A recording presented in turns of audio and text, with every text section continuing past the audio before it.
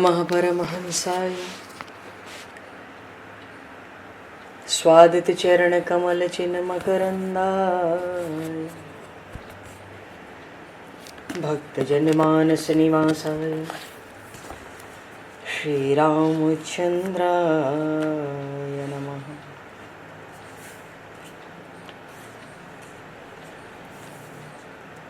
वंदे विदेहतनया पदपुंडरीकं केशौरसौरभसमाहत योगिचेतं हन्तुं प्रतापमनिशं मुनिहंससेव्यं सन्मानशालिपरिपीत परागपुञ्जम्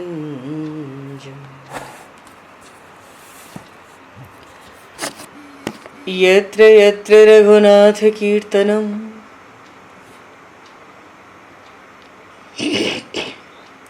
तत्र तत्र कृतमस्तकाञ्जलिं बाष्पवारि परिपूर्णलोचनं मारुतं नमत राक्षसान्तकं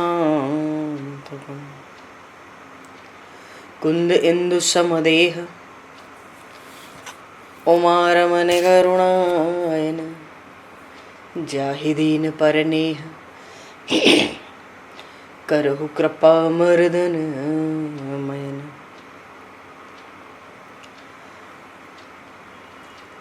प्रहलाद नारद पराशर पुंडरीक व्यासे अम्बरीश शुक शौनक भीष्म दालभ्याम रुक्मांगद अर्जुन वशिष्ठ विभीषणादीन एतानहं परम भागवतान् नमामि।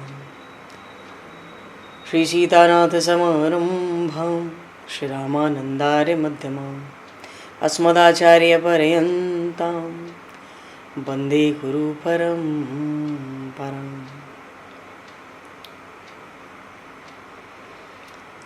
वर्णानामर्थसंज्ञानां रसानां छन्दसामपि मङ्गलानां च कर्तारो वन्दे वाणी विनायकौ।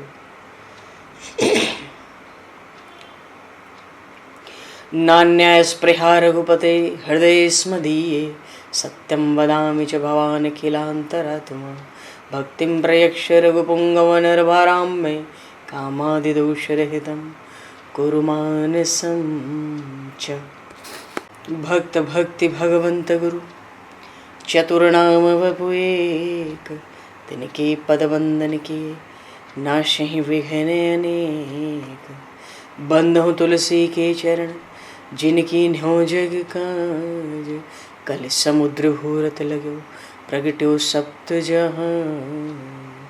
श्री गुरु चरण सरोज रज निज मन मुकुर सुधार वर्णो रघुवर विमल यश जोदायक फलचार। हरिशरण श्री राम जय राम जय जय राम श्री राम जय राम जय जय राम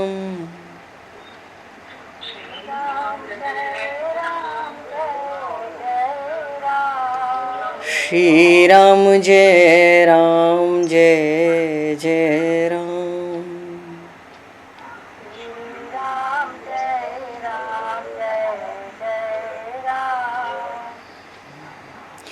जय सिया राम जय जय हनुमान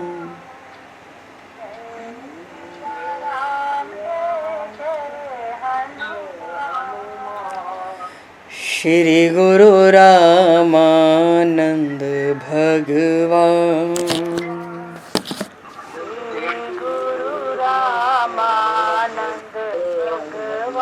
श्री गुरु रामानंद भगवान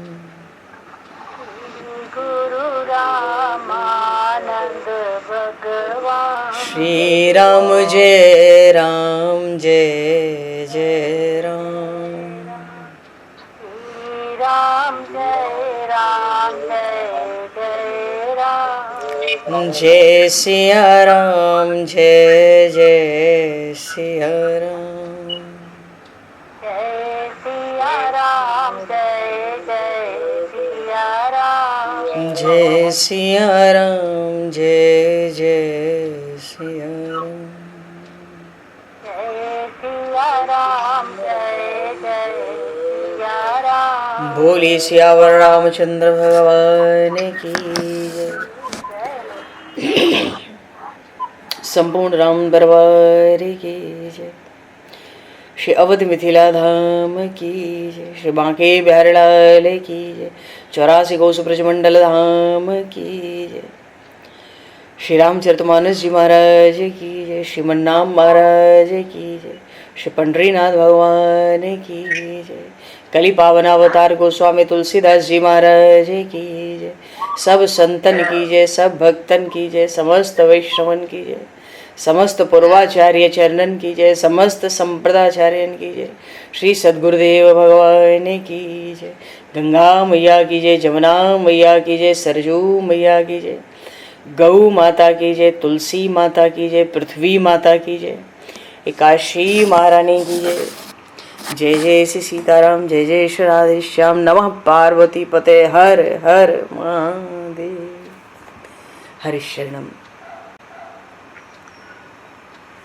अनंत कोटि ब्रह्मांड नायक सर्वेश्वर पूर्ण परात्पर ब्रह्म असंख्य कल्याण गुणगणलय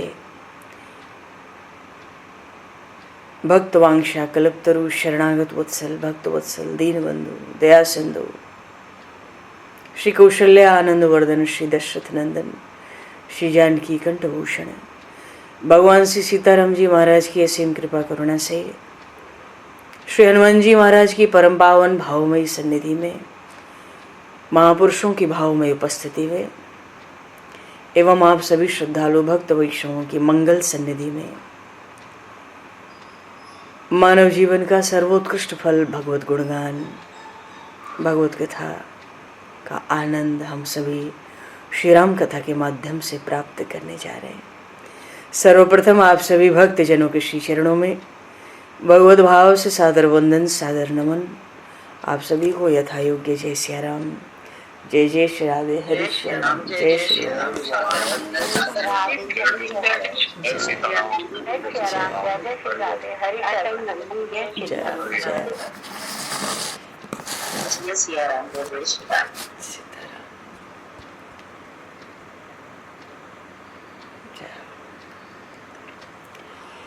श्री रामचंद्र चरणों मनसा स्मरामि।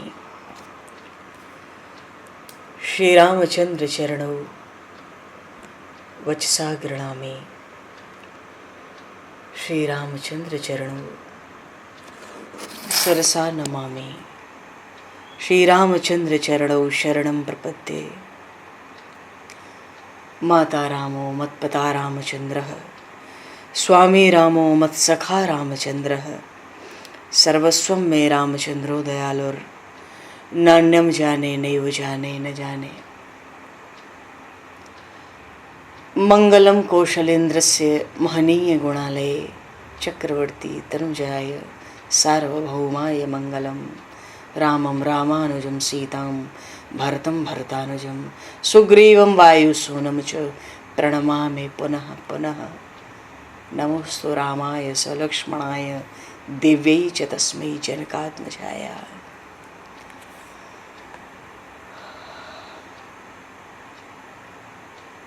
हरिशरणम।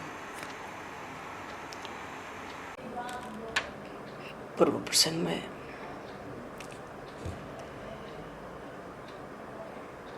प्रभु श्री राम के राज्याभिषेक का उत्सव, राज्याभिषेक की पूर्व संध्या पर ही अयोध्या में आरंभ हुआ।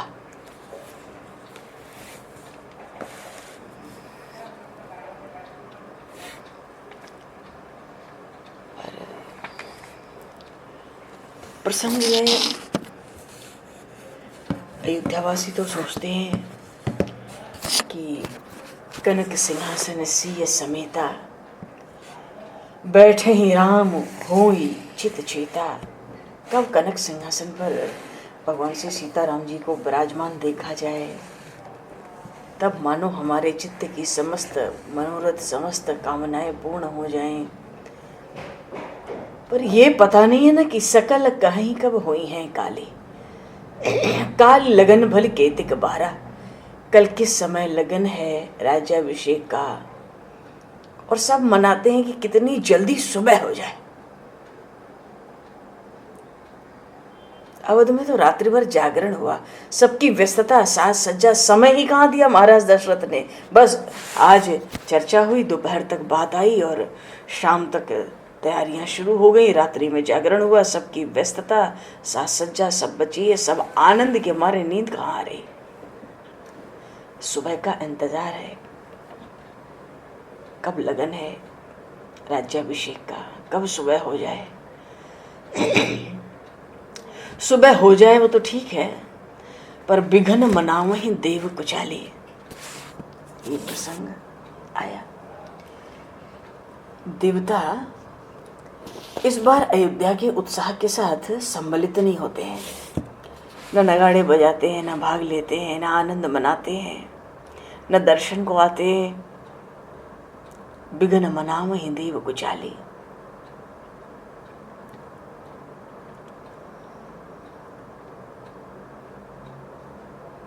अच्छा, राम राज्याभिषेक में विघ्न हुआ तो राम जी की इच्छा से ही हुआ,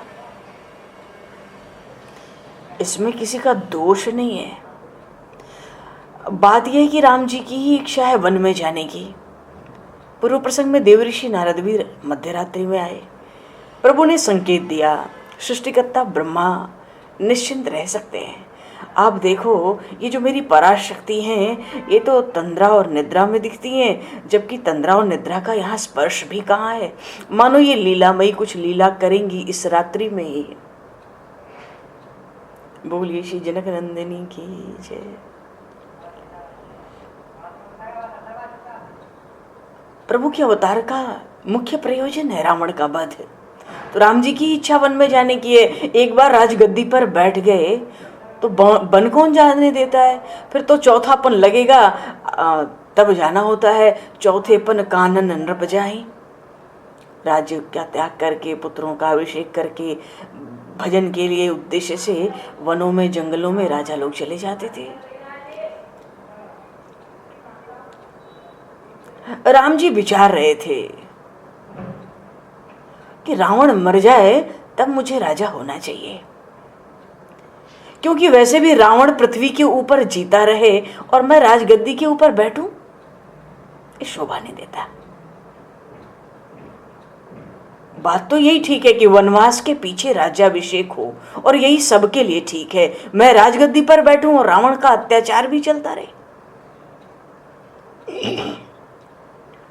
अच्छा, जो कभी वन गया नहीं, यदि वो राजा हो जाए तो संभव है कि अपना मान भूल जाए, अभिमान में रहे। राम जी ने सोचा पहले वन का सब अनुभव ले लो, और फिर वन में एक से एक भक्त भी तो बैठे हैं और एक से एक दैत्य भी हैं, विदेश में राक्षस भी बैठे हैं। अब पृथ्वी का भार उतार दूं, फिर आराम से राजगद्दी पर बैठूं, फिर वो व्यवस्था देखूं। यहां तो मर्यादा ही मर्यादाएं हैं लीलाओं में, चरित्रों में प्रभु के।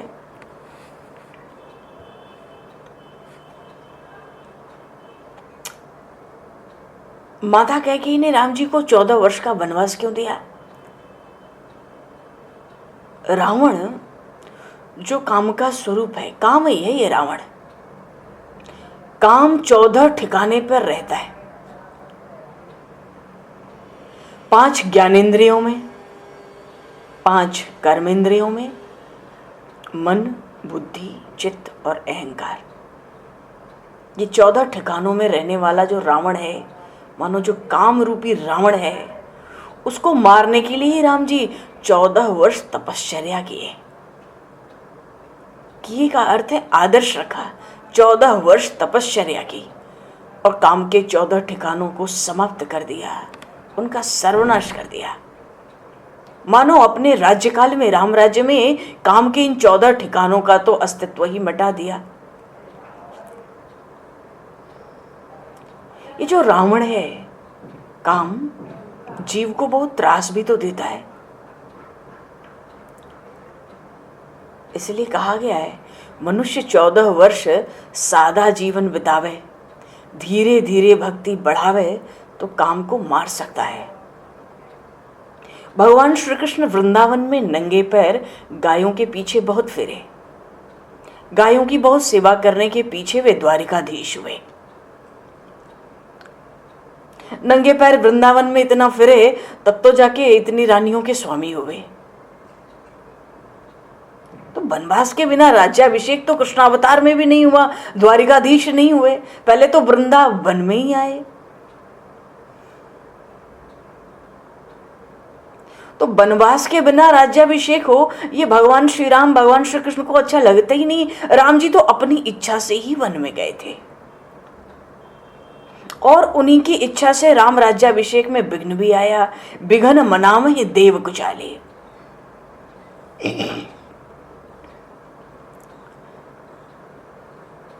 कोई एक महापुरुष कह रहे थे, बहुत प्राचीन बात है, कोई एक महापुरुष कहे कि राम राज्याभिषेक में विघ्न कौशल्या जी की एक भूल के कारण आया। कौशल्या जी की क्या भूल हुई थी?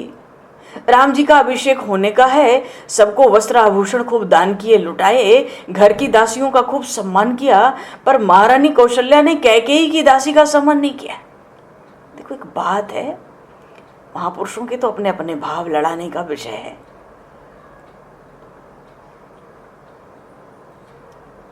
बात यह हुई कि एक सेवक ने जब समाचार सुना कि राम का अभिषेक है कल, दौड़ता दौड़ता माता कौशल्या के पास आया, राज रनिवास में, अंतःपुर में। माता कौशल्या का उसने वंदन किया, कहा माँ माँ बधाई है, बधाई है, बधाई है। इतने आनंद में उसकी जिह्वा लड़खड़ाने लगी। आनंद की बात कहने आया हूं, आने वाले कल को महाराज दशरथ राम जी को राजगद्दी पर बिठा रहे हैं, राज्याभिषेक होगा कल सुबह। अरे माता कौशल्या ये सुनकर अतिशय आनंद हुआ उनको, कल मेरा राम राजा होगा। कौशल्या जी उमंग से भर गई, दास दासियों को खूब वस्त्र आभूषण देने लगी। मां को बहुत आनंद हुआ। व्यवहार बहुत कठिन है पर परमार्थ सरल है। व्यवहार में कोई भूल हो तो लोग क्षमा करते नहीं, सजा देते हैं। और भक्ति में, सेवा में कोई भूल हो तो भगवान तो ध्यान ही नहीं देते। राम सदा सेवक रुचि राखी। परमात्मा अत्यंत उदार है ना। भक्ति में भूल हो जाए, भगवान दंड थोड़ा ही देते। हाँ, वैष्णव अपराध बने, नामा अपराध बने, ये इन दो अपराधों से बचकर भक्ति करने का विधान शास्त्रों में, पुराणों में, निगम आगम में सब जगह बात आई है। तो भक्ति में कोई भूल बने, अपराध नहीं, भूल, तो भगवान भूल जाते हैं। पर व्यवहार में कोई भूल हो जाए तो संसार के लोग तो जल्दी भूलते ही नहीं।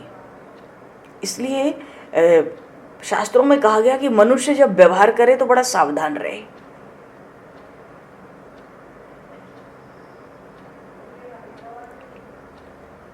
व्यवहार तो करना है संसार का, समाज का, पर व्यवहार में डूबना नहीं है, ऐसा बताया है शास्त्रों ने। व्यवहार करो, संसार का काम करो, डूबो मत उसमें। व्यवहार भी करें तो आत्मस्वरूप का अनुसंधान रखें, नहीं रखेंगे तो पाप है। सब में भगवत भाव रखकर ही व्यवहार करें। मन में दो चीजें होती है ना, स्थूल भाग भी होता है, सूक्ष्म भी होता है। स्थूल और सूक्ष्म दोनों होते हैं। तो जो स्थूल भाग होता है ना मन का, वो तो संसार का व्यवहार करता है, पर मन का सूक्ष्म भाग परमात्मा में लगाकर रखना चाहिए। ये बात आई है। परमार्थ सरल है, पर व्यवहार को, समाज को, प्रपंच को चलाना बड़ा कठिन है।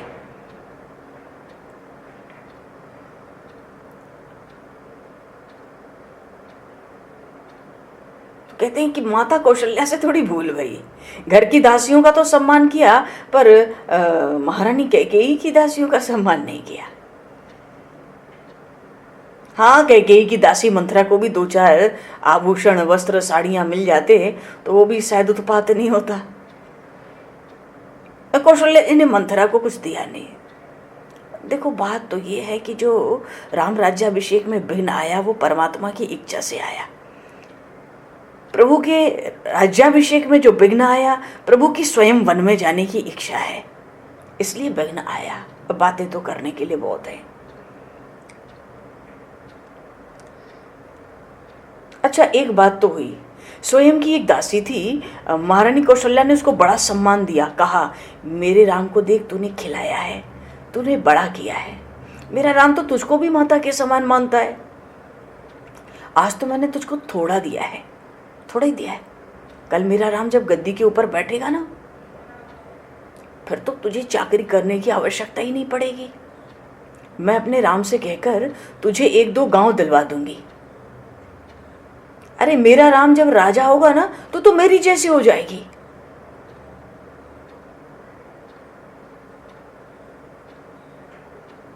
दास दासी को बड़ा मान को पचाना बड़ा कठिन है। शास्त्रों में लिखा है, मान और स्तुति तो परमात्मा ही पचा सकते हैं। परमात्मा की ही इसलिए स्तुति करने का विधान किया है।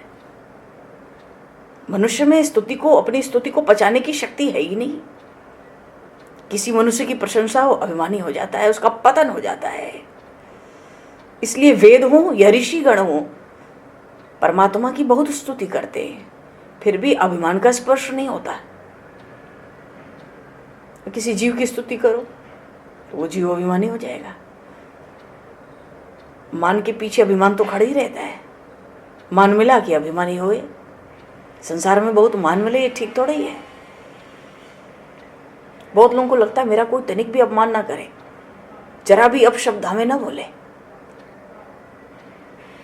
मुझे सब लोग मान दें, मेरी इच्छा सब लोग रखें। ये ठीक बात नहीं है। मान मिले चाहे अपमान मिले, उसमें प्रसन्न अप्रसन्न नहीं होना चाहिए। ये अयोध्या कांड बता रहा है। मेरे लिए संसार क्या कहता है ये जानने की इच्छा करनी नहीं चाहिए। जहां जानने की इच्छा करेंगे, मन में अपने आप राग आ जाएगा, किसी के लिए द्वेष आ जाएगा। और राग आवे चाहे द्वेष आवे, बंधन तो हो ही गया। शास्त्र में लिखा है, असम्मान तपोवृत्ति है, सम्मान तपक्षय। किसी को बहुत जब मान सम्मान मिलता है तो उसके पुण्य का नाश होता है उस समय। और जिसका जगत में कुछ अपमान होता है उसके पाप का नाश होता है। तो हमारा अपमान हो, निंदा हो तो हमारे पाप कट रहे हैं, नष्ट हो रहे हैं। और मान सम्मान ना हो तो पुण्य, मान सम्मान मिले तो पुण्य नष्ट हो रहा है।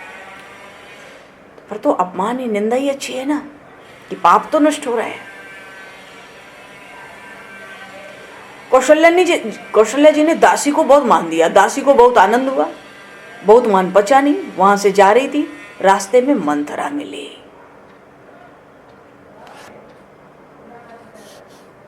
दासी को खूब आनंद में देखती है। अरे, तो किस कारण से इतने आनंद में जा रही है? इतना अधिक आनंद किस बात का है? हरि शरणम।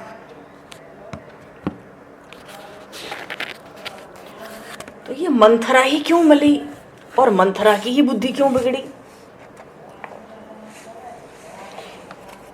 बात है, विघ्न मनावहि देव कुचाली। देवता बड़े त्रस्त हैं। देवराज इंद्र की सभा लगी है। हर देवता, अग्नि, वरुण, सूर्य, वायु, चंद्र, यम, कुबेर, सबकी एक ही व्यथा है। इस अधम रावण की दासता से मुक्ति मिलेगी हमें कि नहीं मिलेगी? सबने अपना अपना दुख रोया देवराज इंद्र के आगे, और दुख तो बड़ा भारी था। और ऐसा लगता था 72 चतुर्युगी से ये दुख था, 1,00,000-2 लाख वर्ष का ही नहीं था। 72 बार चारों युग बीत गए, पर दुख का, इन देवताओं के दुख का कोई अंत नहीं दिखता। अपने घर रह सकते नहीं, दिन में भोजन कर सकते नहीं, रात को नींद भय से रावण के आती नहीं, कहीं कोई मान सम्मान इज्जत बची नहीं, जहां देखो भागते फिरते हैं। रावण के यहाँ जाके लंका में गंदी गंदी हर तरह की सेवा करनी पड़ती है, उसके आगे हाथ जोड़कर खड़ा रहना पड़ता है। और ये सारी पीड़ा केवल देवताओं की थोड़ी है, देवराज इंद्र की भी तो है। तो परम पुरुष पृथ्वी पर आ चुके हैं, इस अधम राक्षस रावण को मार देंगे। पर वो तो अयोध्या के युवराज बनने जा रहे हैं, राजा बन जाएंगे तो रावण तो कभी अयोध्या पर आक्रमण करेगा नहीं। वो तो पहले ही वचन दे चुका है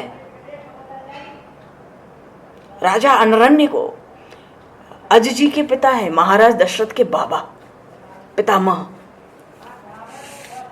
इनको रावण ने वचन दिया था, मैं अयोध्या पे कभी आक्रमण नहीं, मानधाता जी को वचन दिया था, अयोध्या पे मैं कभी आक्रमण नहीं करूंगा। अनरण्य जी ने रावण से कहा था, राम जी के परदादा ने, प्रपितामह, कि मेरा वंशधर ही तेरी मृत्यु का कारण बनेगा, तेरी हत्या करेगा। तो रावण ने तो मानधाता जी से पहले कह दिया था, मैं अयोध्या पे आक्रमण करूंगा नहीं।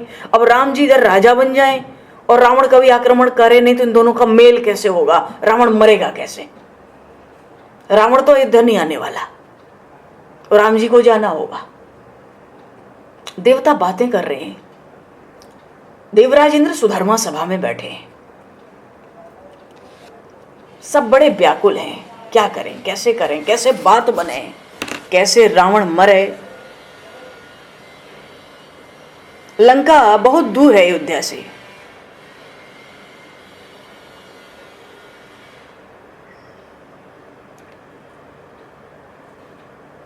ऐसा लगता था देवताओं को जैसे सुरों का संकट समाप्त होने का अवसर आएगा ही नहीं। अगर राम जी राजा बन गए तो देवताओं का संकट समाप्त तो होगा नहीं।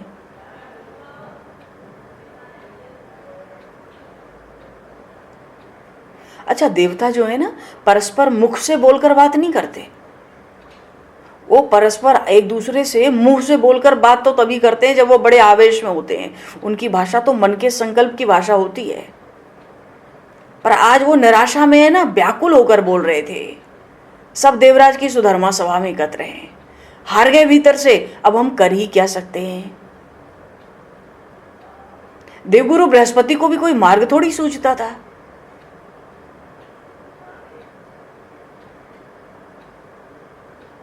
क्योंकि कौन कहे उस पूर्ण परात्पर ब्रह्म से, भाई तुम गद्दी पर मत बैठो, रावण को मारकर बैठो, आप किस लिए आए हो? कौन कहे जाकर उनसे? उन श्री राम से कौन कहे? परात्पर परम पुरुष सर्वलोक महेश्वर हैं, वो सर्वतंत्र स्वतंत्र हैं। उनके स्वजनों की भी छाया, उनके जो प्रेमी जन है, परिजन है, पुरजन है अयोध्या के, उनके स्वजनों की भी छाया, उनकी इच्छा के विरुद्ध देवता स्पर्श कर नहीं सकते। स्वजनों की छाया को स्पर्श करने का भाव है कोई माया। अयोध्या में कोई माया फैलाना चाहे देवता तो कर नहीं सकते। राम जी की इच्छा के विरुद्ध अयोध्या वासियों के साथ उनके पुरजन, घर के हों चाहे परिजन हो चाहे प्रजाजन हो, किसी की छाया को भी वो देवता स्पर्श नहीं कर सकते माया से। किसी देवता ने बात कही सुधर्मा सभा में, देवगुरु बृहस्पति ने सुना, उनके स्वजनों की छाया। देवगुरु बृहस्पति का ध्यान उनके स्वजनों पर गया, अयोध्या में आया। देवगुरु चौंक गए उस समय। इस समय भरत कह देश में है, विदेश में है, बहुत दूर है। देवगुरु बृहस्पति को लगा कि ये समय देवताओं के लिए योग्य है। भरत नहीं है अयोध्या में, वे अयोध्या में होते तो हमारा कोई प्रयास सफल हो नहीं सकता था। बोलिए श्री भरतलाल जी महाराज की जय। भरत नहीं है, ये बात दिमाग में बिल्कुल अचानक आ गई देवगुरु बृहस्पति के, क्योंकि वो तो रामगत है।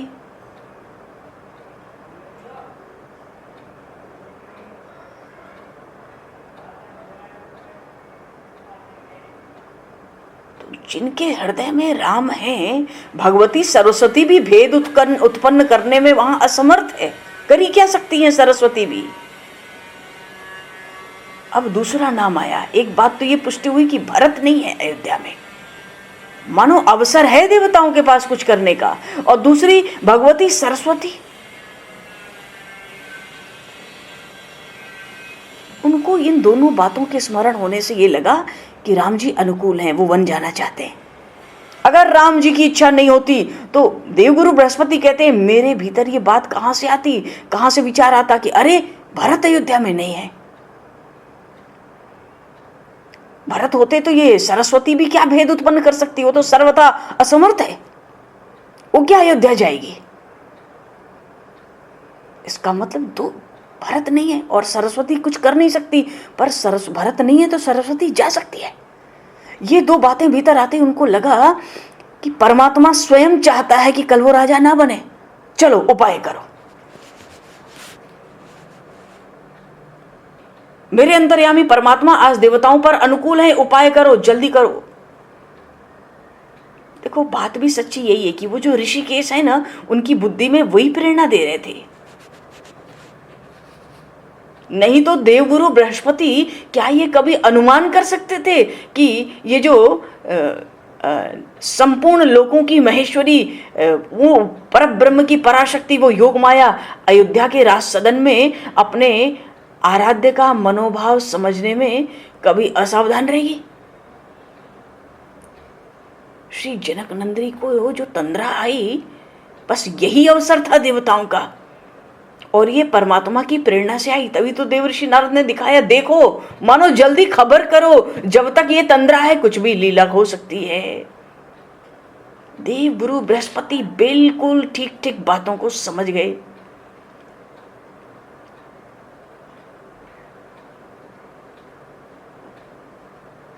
इस समय वो निखिल लोक महेश्वरी योग माया सक्रिय है, दिखती तो तंद्रा में है पर वो भीतर से सक्रिय है। और जो अंतर्यामी परमात्मा है उनका भी संचालन देखो वही कर रही हैं। यहां से आश्चर्यमय रामचरित्र आरंभ हुए हैं। श्री किशोरी जी का प्रागट्य है अयोध्या में। आश्चर्यमय, महान आश्चर्यों से परिपूर्ण ये रामचरित्र यहां से आरंभ हो रहे हैं। विलक्षण, वो सक्रिय है। देवगुरु बृहस्पति का संचालन वही कर रही हैं। परमात्मा श्री राम के संकल्प को वही पूरा करने वाली है। अरे क्रिया ही वही है प्रकृति में। परमात्मा में, ब्रह्म में कोई क्रिया है क्या? वो तो निष्क्रिय है। क्रिया ही वही है तो सब संचालन ही वही है। अब तो देव गुरु बृहस्पति भगवती सरस्वती का स्मरण करके गदगद हो गए। बुलाओ इनको, अब तो कोई कुचाल चलो, क्योंकि आज देवताओं को अवध के बधावे नहीं भाते।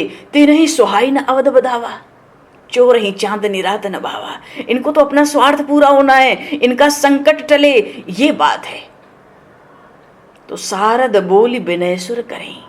भगवती सरस्वती को बुलाया और तरह तरह से अनुनय विनय शुरू कर दिया। और ऐसा शुरू किया कि 12 बार पायले पर ही देवता बार बार उन भगवती सरस्वती के चरण छूने लगे, पैरों पे गिरने लगे। अपने स्वार्थ के लिए ना, अपने संकट को दूर करने के लिए ना। वो तो कहते हैं, हे माता हमारी विपत्ति को देखो, वो कितनी बड़ी विपत्ति है, इसलिए आज हमारा काम बना दो। राम जाहि बन राज तजु, होई सकल सुर काज। सब देवताओं का काम बन जाएगा। आप एक काम करो, राम जी तो राज्य का त्याग करके कल सुबह सुबह वन में चले जाएं, बस ये काम करो आप।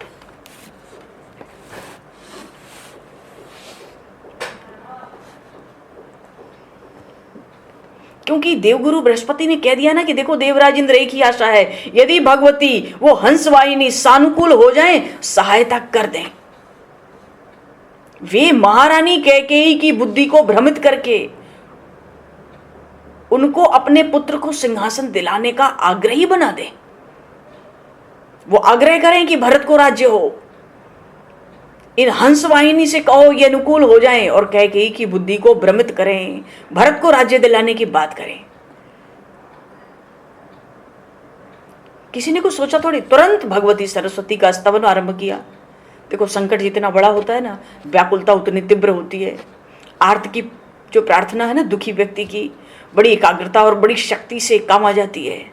देवता बड़े व्याकुल थे, एकाग्र मन से स्तुति किए। वैसे ही ये तो ब्रह्मलोक तक अपने ज्योतिर्देह से जा सकते हैं, अपने संकल्प को सृष्टिकर्ता तक सीधे पहुंचा सकते हैं। पर एक साथ की गई प्रार्थना ने वाग्देवी को प्रकट होने के लिए विवश किया।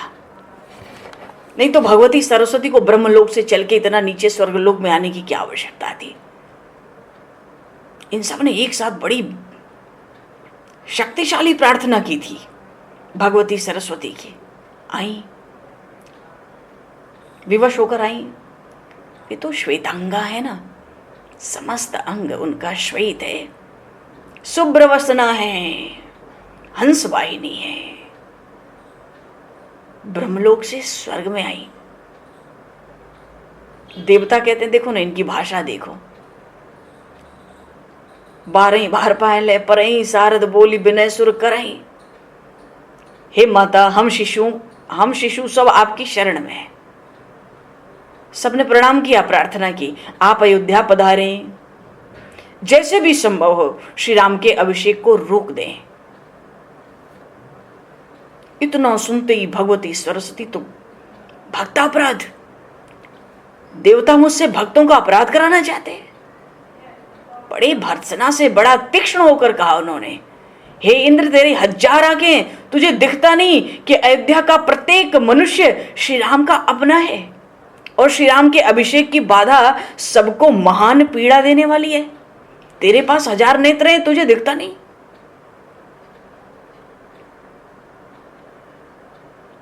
देवता कहते हैं किंतु देवी, ये उन परम पुरुष की ही सेवा है, ये उनके अवतार के प्रयोजन में एक सहायता है आपकी। अब तो जब वो नहीं मानी ना, बार बार पैर पकड़ने से भी नहीं मानती हैं भगवती सरस्वती, मैं अयोध्या नहीं जाऊंगी, इस आनंद में बाधा नहीं डालूंगी। तो देवगुरु बृहस्पति सामने आ गए हाथ जोड़कर। तो क्या समझाएंगे देवगुरु बृहस्पति उन भगवती सरस्वती को? अरे बुद्धि की अधिदेवता है वो, देवगुरु बृहस्पति उनको समझाने की धृष्टता करेंगे क्या?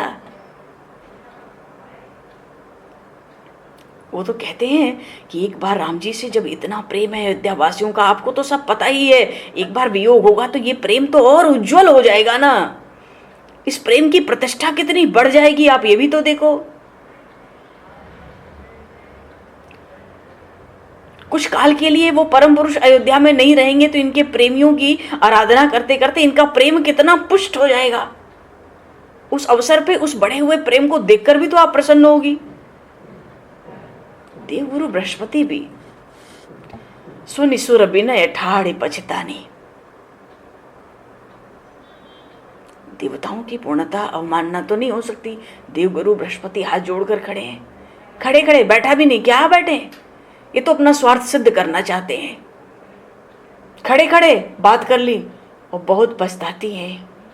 देवताओं की प्रार्थना सुन के बहुत पछताती हैं।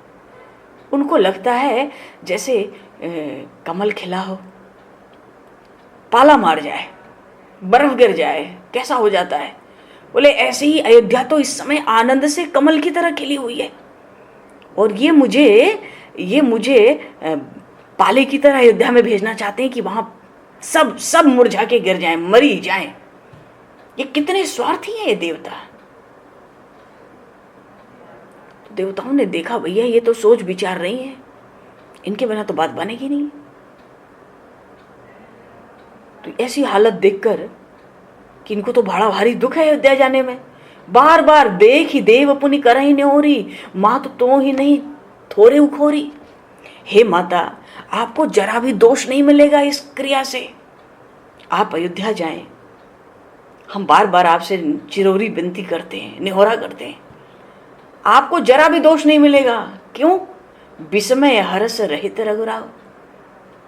आप ये मत सोचो कि आपके अयोध्या जाने से इतना इतना दुख छाने वाला है, वहां पे इतना विरह, इतना विषाद, और उसका दोष संसार आपके सिर मढ़ेगा। ये बात नहीं है।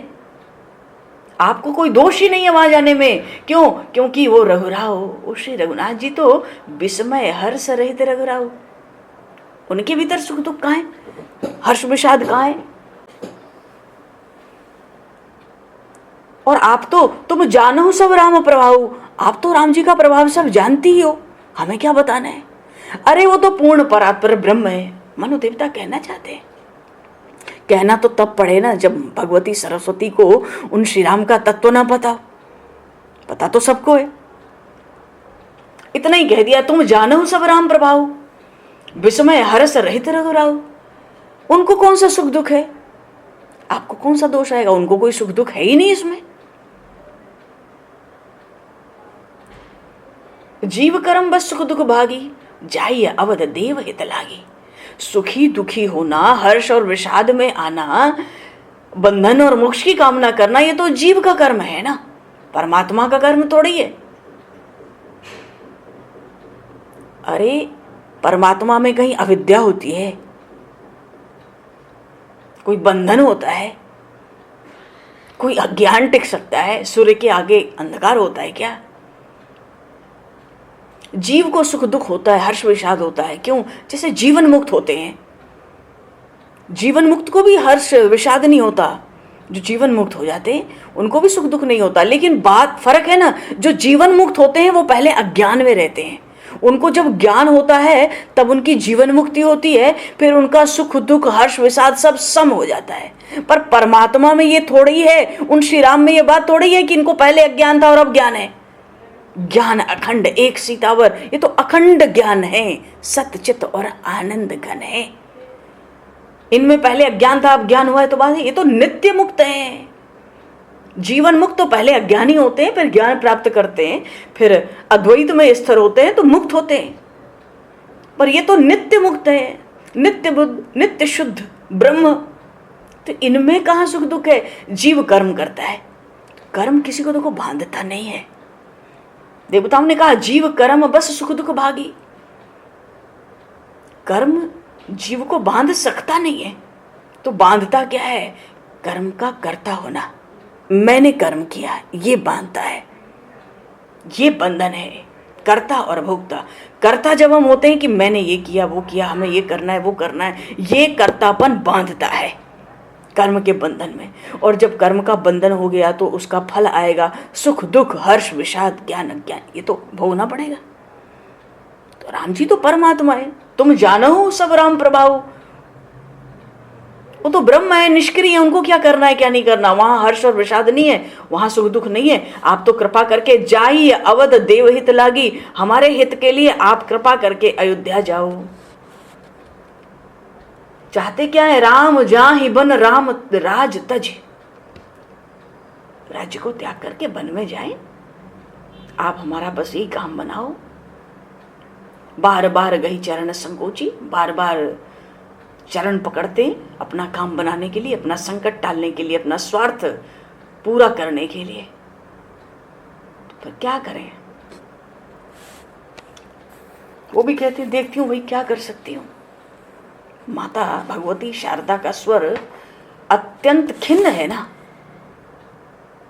बड़े व्यथित मन से देवताओं का अनुरोध स्वीकार कर लिया।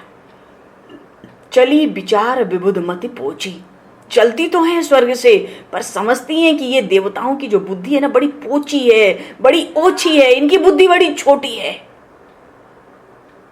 और अपशब्द करते कहते हुए उनको चली, कहती है ऊंच निवास नीच करतूती। एक है ना कहावत, महल ऊंचे पकवान फीके। इनको अपशब्द कहती हुई जाती है। इनकी बुद्धि बड़ी ओछी है, बड़ी छोटी है, इनकी सोच बड़ी छोटी है। ये अपना स्वार्थ सिद्ध करना चाहते हैं। अपना संकट टले, भले अयोध्या पे कोई अखंड संकट आ जाए, इनको मतलब नहीं है। ये बस ऊंचा रहते ही हैं, पर इनकी करतूती ऊंच निवास नीच करतूती। देवताओं को नीच कहा, इनके कर्म बड़े नीच हैं। नीच किसको कहते हैं? नीच के अंदर दो बातें होती हैं, जहां ये दो बातें ना वो नीच होता है। एक बात तो ये कि वो अपना पतन नहीं चाहता, कभी नीच चाहता नहीं है कि मैं नीचे आऊं जरा भी, बस उठता ही रहूं, कर्म कुछ भी हो, अपना पतन नीच व्यक्ति नहीं चाहता। और दूसरा क्या नहीं चाहता, दूसरे की श्रेष्ठता उसको पचती नहीं। अरे उसके आनंद हो गया, उसकी संपत्ति बढ़ गई, उसका वैभव बढ़ गया, उसका परिवार बढ़ गया, वो सुख भोग रहा है, वो हमसे श्रेष्ठ हो गया। ये नीच आदमी की दो बात होती है। तो ये दोनों बातें इस समय भगवती शारदा को इन देवताओं में दिखी। वो कहती ईंच निवास नीच करतुती, चलती हुई कहती हैं, रास्ते में कहती हैं, देख ही न सकई पराई विभूति। अयोध्या का वैभव, ऐश्वर्य, राम जी का सुख ये देख नहीं पाते, ये तो अपना संकट दूर करें, ये सुखी हो जाएं, इसकी व्यवस्था में लगे हैं पहले। पर जाना तो है, चलते चलते विचार करती हैं कि चलो कोई बात नहीं, आगे लिखा जो विचार बहोरी करी हैं, चाह कुशल कवि मोरी। प्रभु श्री राम वन में अगर जाएंगे तो फिर देखो ना कैसा कैसा सुंदर चरित्र प्रकट होगा, कैसा कैसा भक्तों से मिलन, ऋषियों से मुनियों से मिलन, सबकी रक्षा, राक्षसों का दमन, और कितना धर्म और मर्यादा की स्थापना।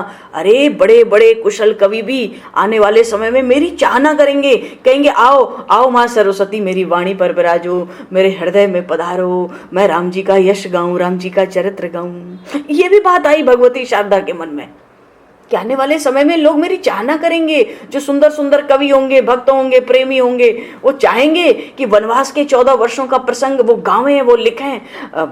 चलो ठीक, कोई बात नहीं।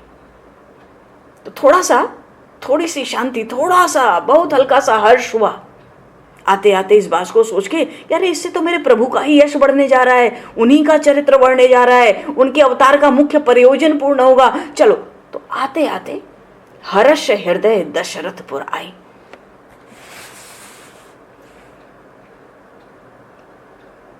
अच्छा, अयोध्या का जो राज सदन है, अयोध्या के राज सदन में महारानी कैकेयी की बुद्धि सर्वथा प्रभावित करने में वे भी असमर्थ थीं। वहां तक कैसे चली जाएंगी वो? हाँ, क्या कर सकती थी वहां? केवल उनको शिथिल कर सकी। शिथिल का अर्थ क्या है? राम जी के प्रति जो उनका अनुराग था ना, उस अनुराग को थोड़े से पल के लिए वो शिथिल कर पाई। पर बढ़िया माध्यम उनको कौन मिला? उन्हीं माता कैकेयी, महारानी कैकेयी की दासी, ये जो कुब्जा है ना मंथरा, उचित माध्यम तो यही मिली। उसी की बुद्धि को उल्टा पलटा गई। महारानी कैकेयी को स्पर्श करने की शक्ति नहीं हुई, असमर्थ थी। कुब्जा को, ये मंथरा, तो नाम मंथरा मंदमती, चेरी कैकेयी केरी। नाम तो इसका मंथरा है बड़ी मंद बुद्धि, महारानी कैकेयी की दासी है। तो इसी को उचित माध्यम बनाया। किस बात का माध्यम बनाया? अजस पिटारी। एक पिटारी होती है, स्वर्ण रखते हैं, रत्न रखते हैं लोग, आभूषण रखते, धन रखते हैं। और मंथरा को पिटारी बनाया किस चीज के लिए? अजस। आज तक किसी ने मंथरा का नाम रखा होगा? आज तक सुनते ही लोग भड़क जाते हैं, मंथरा, दुष्टा कहेंगी, कुट्टा कहेंगी, तुरंत मंथरा। तो अजस पिटारी, अजस की बड़ी बदनामी हो इसकी, उसकी तो पिटारी बना दी अजस की। अजस पिटारी ताही करी ओ गई गिरामती फेरी। भगवती सरस्वती उसकी बुद्धि को उलट पलट करके गई, मंथरा की बुद्धि को।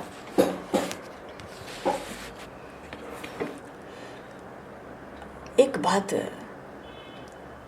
है कि ये महारानी कैकेयी की ये जो दासी मंथरा है, इसमें अनेक विशेषताएं भी थी। वो कुबड़ी नहीं होती ना तो बहुत सुंदर थी। उसको अपने श्रृंगार का, विशेष रूप से आभूषणों से अपने को अलंकृत करना, शरीर पर खूब आभूषण धारण करने का तो व्यसन था। लदी रहती थी रत्न अलंकारों से।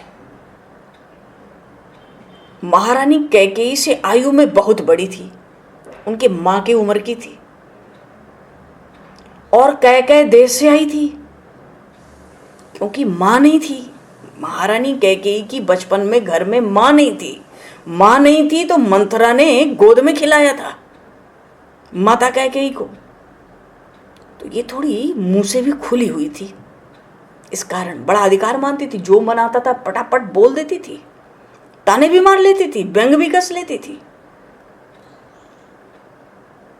और बड़ी खास थी। महारानी कैकेयी की बड़ी खास थी ये मंत्रा। कैकेयी देश से आई थी, बचपन से गोद से उनको खिलाई थी।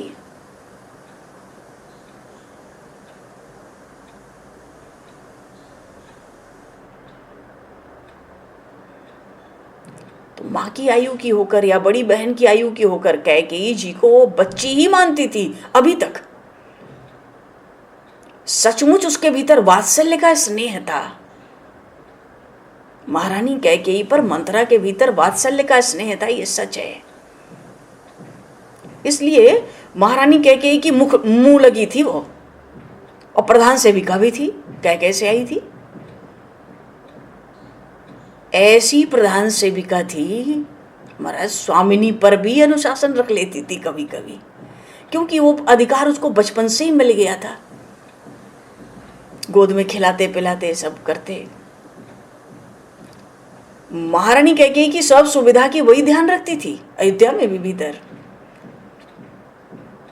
तो अयोध्या आकर तो ऐसी हो गई थी मानो महारानी कैकेयी की अंतरंग सखी बनना चाहती है, बन गई हो। पर एक बात है, ये मंथरा बड़ी अभिमानिनी थी। दूसरे जो दास दासी थे ना, सबको केवल आदेश देती थी,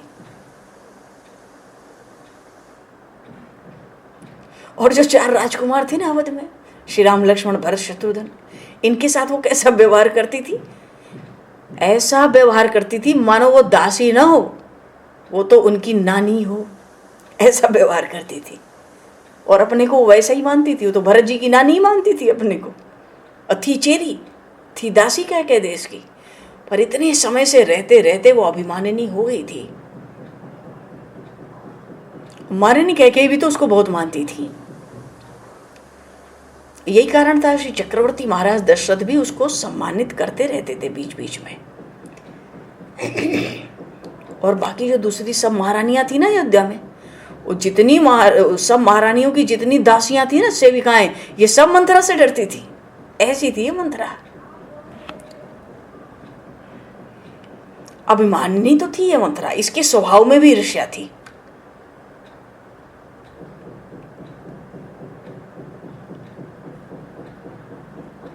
तो महारानी कैकेयी की जो सरलता है ना, उसको बचपना मानती थी। और महाराज दशरथ की जो और पत्नियां हैं, सब पत्नियां, इनके प्रति जो महारानी कैकेयी की विनम्रता थी, उसको भी वो बचपना मानती थी। वो चाहती थी इनमें फूट रहे, इन महारानियों में फूट पड़े, पर ये होता नहीं था, क्योंकि महारानी कैकेयी बड़ी सरल थी। तो सोचती थी अरे तेरा बचपना है, तू समझती नहीं है कभी कभी। देख तेरे महाराज की ये सपत्नियां हैं, इनके प्रति भी तू कितनी विनम्र रहती है, तुझे पता ही नहीं इन सपत्नियों के साथ कैसे रहना चाहिए। बीच बीच में कभी कभार ऐसे ही बोल जाती हल्के में, डरती, थोड़ा मुस्कुरा के फिर हट जाती, भग जाती वहां से। तो उसको रुचता नहीं था कि ये इतनी सरल क्यों है, और ये जितनी सपत्नियां हैं इनके प्रति इतनी विनम्र क्यों रहती है। तो ये जो मंथरा की दुर्बलताएं थी ना भीतर, कुछ इन्हीं दुर्बलताओं को आधार बनाया था देवी सरस्वती ने, उसकी बुद्धि को भ्रम में डाल दिया। क्योंकि भाई देवता भी, सावधानी से श्रवण करने की बात है, देवता भी मनुष्य के मन में कोई प्रेरणा तभी दे पाते हैं जब उसका बीज पहले से उसके मन में हो।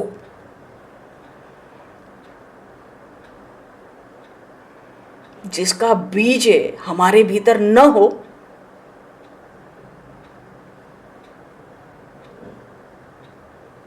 जिसका बीज हमारे भीतर, मान लो किसी कोई ऐसा गलत काम हो जिसका बीज हमारे भीतर हो ही ना, तो देवताओं में भी शक्ति नहीं है कि हमें उधर लगा दे। बहुत सी गलत चीज़ें हमारे अंदर होती हैं, हमें पता नहीं होती, समय पाकर वो प्रकट हो जाती हैं। जैसे किसी ने थोड़ी सी बात पे भड़का दिया, भड़क गए, वो बीज था ना इसलिए भड़के। बीज नहीं होता तो हमें कोई कैसे भड़का देगा, हमारे सिद्धांतों से हमें अलग कैसे कोई कर देगा। वो गुपचुप वो कुछ बातें भीतर रहती हैं। जैसे घर में सबसे विचार हमारे मान लो नहीं मिलते, सबसे विचार नहीं मिल रहे, किसी का विचार अलग है, किसी का अलग है। अच्छा, जो गलत है वो जानते हैं हम गलत हैं, पर वो उसमें बड़े निपुण हैं, बड़े प्रसन्न हैं, वो प्रसन्नता से करते हैं। जो सही विचारों के वो जानते हैं हम सही हैं, हम क्यों सहें, हम नहीं सहते, कुछ नहीं समझते हम उसको, क्योंकि वो गलत है ना। अब कोई हमें समझे कि भाई इसको फोड़ लो घर में, तो हमें नहीं फोड़ सकता अगर वो बीज हमारे अंदर ना हो। मानो कोई संपत्ति का लोभ दे दे, अब संपत्ति का लोभ हमें ना हो तो हम घर में क्यों लड़ें, क्यों झगड़ें, हट जाए वहां से। तो बीज होगा जब वो भड़केगा। मंत्रा में वो बीज था, उसके अंदर उसके भीतर कुछ जो दुर्बलताएं थीं उसी को भगवती सरस्वती ने आधार बना लिया। नहीं तो देवताओं में वो शक्ति नहीं है कि हमारे भीतर, आपके भीतर, सबके भीतर कोई भी बात करा ले। पता लगा फलाना व्यक्ति कुछ भी बोल रहा है, आज क्या हो गया इसको, अरे उसके अंदर कुछ था। 1% होगा तो 15%, 20% वो दिखा सकता है। उसका जो कुसंग है ना आसपास का, वो उसको 1% को, 2% को 20% बना के दिखा देगा। वो कहो तो कभी तो और बना के दिखा दे, पर बीज होगा तभी। जो बीज नहीं है हमारे अंदर वो काम क्यों करेंगे हम। देवताओं ने मंत्रा को आधार बनाया। मंत्रा देखती है, अरे आज तो अयोध्यापुरी बिल्कुल नई नई दुल्हन जैसी सजी दिख रही है।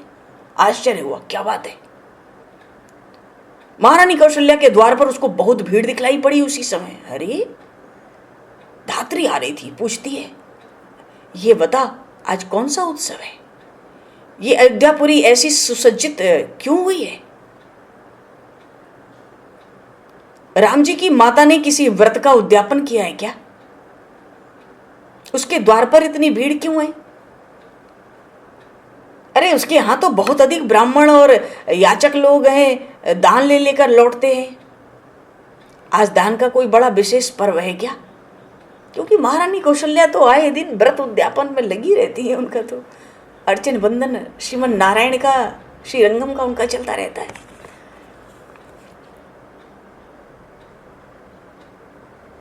पूछती है मंथरा, देख मंथरा, ये मंथरा है ना, मंथन करेगी। समुद्र मंथन हुआ, पहले क्या प्रकट हुआ बताओ, विष। जब विष प्रकट हुआ तो पीछे 14 रत्न प्रकट हुए। ये विष प्रकट कराएगी नहीं, ये तो मंथन करने वाली है। विष प्रकट कराएगी महारानी कैकेयी से, और उसके बाद 14 वर्ष का वनवास कराएगी है।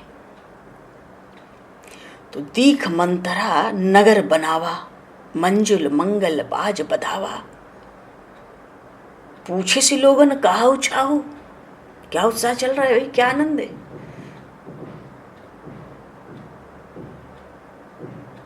और राम तिलक सुनिभा उरदाहू, आग लग गई उसके कलेजे में, जल उठा उसका कलेजा। राम तिलक सुनिभा उरदाहू, बुखार आ गया मानो, ऐसी जलने लगी वो। तो ये तो मंथरा है ना, इसको यहीं जलने दो, आज इसको जलने दो, फिर समय भी तो है ना, समय को दृष्टिगत करते हुए आगे का प्रसंग आगे। ये तो मंथरा है, ये तो रात भर जले है, कल तक जलती रहे, कमी है। वो जलने के लिए है ही, वो जल ही रही है, वो तो भी जलेगी, वो तो जलेगी। दूसरों के सुख से अपने हृदय को जलाने से बढ़कर कोई पाप है क्या। बड़ी पापिनी, और पापिनी क्या कहे, ये तो देव माया ने इसको अपना मोहरा बना लिया, क्योंकि बीज था। केवल प्रभु की माया ये नहीं कहा जा सकता, उस छल कपट अभिमान ईर्ष्या का बीज था ना मंत्रा में, इसलिए ये काम कर गई अयोध्या में। तो आज तो ऐसे ही जले। राम तिलक सुनिभा उरदाहू, इसको दाह में रहने दिया जाए। बोलिए श्री भक्त वत्सल भगवान की जय। सियावर रामचंद्र भगवान की जय। तो यह समय को दृष्टिगत करते हुए 2 पल नाम बोलकर हम लोग वाणी को विराम देंगे। रघुनंदन रघुराज रघुवर राघव राजा राम हरे। बोलो, प्रेम से बोलो।